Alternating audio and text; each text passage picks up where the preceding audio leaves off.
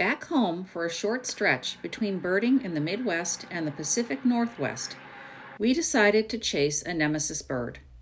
Welcome to the Week 24 update of Ingrid and Ethan's 2024 Big Year.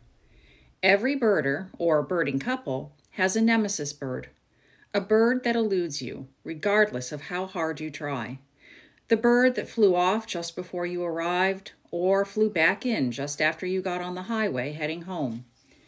Our nemesis bird is the spruce grouse, a relatively common bird in the enormous boreal forests of Canada and the northern edges of the continental USA. But it is a bird that seems to enjoy playing games with us. We have invested countless hours walking roads and trails in northern Maine and Michigan looking for this annoying bird. All we have ever gotten from our efforts is a few brief glimpses of the grouse, and those were back in 2021. Our friends in the Maine birding community are filled with advice. The spruce grouse is stupid and will walk right between your legs. Look at this photo of me posing with a spruce grouse. Oh, there's one hanging out by the parking lot. You can't miss it. This is our friend and accomplished nature artist Michael Boardman getting up close and personal with a beautiful male spruce grouse. On Thursday, Ethan and I made another determined effort to conquer this nemesis, leaving the house at 4 a.m., heading for Boy Scout Road in Rangeley, Maine. Rangeley is an ideal place to find boreal birds because there the Canadian spruce forest dips down into Maine and provides a southerly place to find Canada jays, black-backed woodpeckers, olive-sided flycatchers, and Blackburnian warblers, all birds we saw on Thursday.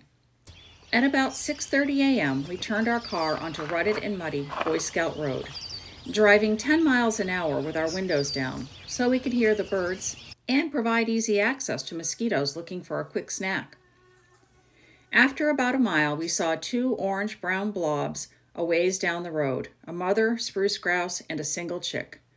Our distant photos through the dirty windshield provided rather useless documentation for our big year, so we decided to get closer. After parking the car and approaching on foot, the birds scurried into the woods and disappeared. No! Curse you, spruce grouse. We spent the next hour birding, exploring the Boy Scout camp and identifying 47 different species of birds, 4 white-tailed deer and a very confused common box turtle.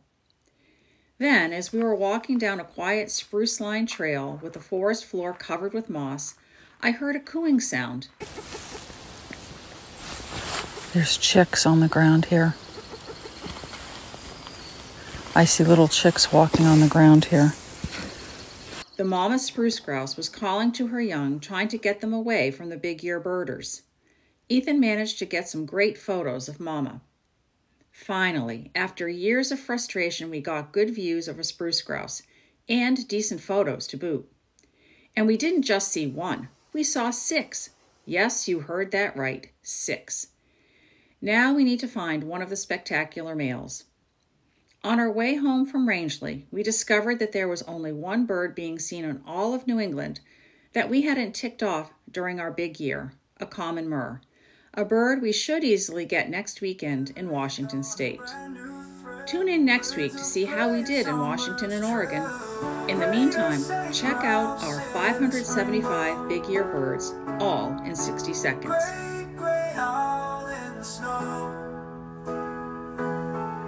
American flamingo stands so tall.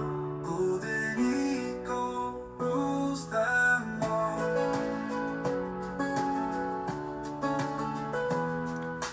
Ethan and Ingrid on the shore, catching glimpses, wanting more. Field guides in hand, they press on. Every state a new bird song. Binoculars and backpacks, every sight gives heart attacks.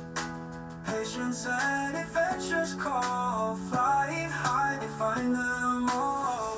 Greater sage grouse in the spring glow. Thanks for watching this weekly recap of Ethan and Ingrid's 2024 Big Year. Remember to visit our blog at bigyearbirding.com.